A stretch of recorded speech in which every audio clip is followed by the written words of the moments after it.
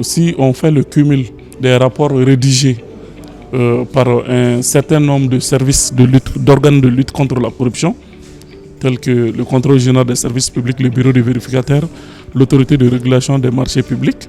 Par exemple, de 2015 à 2021, ils ont rédigé 601 rapports, dont 83 ont été transmis à la justice et les sommes suspectées tournaient autour de 450 milliards.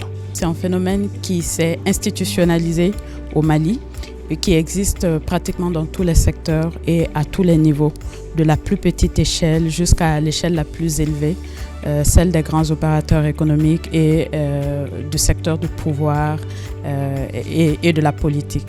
Donc la systématisation du phénomène fait que le manque à gagner sur le plan économique pour le pays est énorme parce que chaque franc détourné à travers la corruption est une école de moins, un centre de santé de moins, une université de moins pour le développement du pays.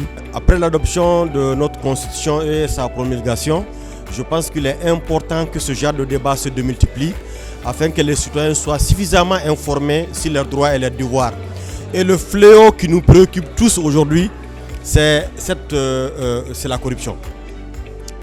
C'est la corruption aujourd'hui qui nous préoccupe.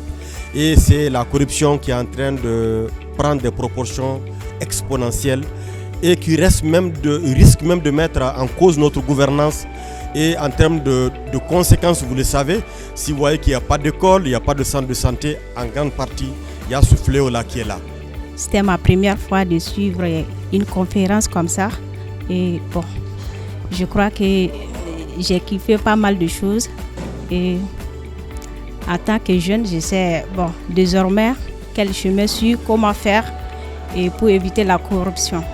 Je pense que pour lutter contre la corruption, il faudrait une volonté politique affichée, appuyée par des exemples de la part des dirigeants.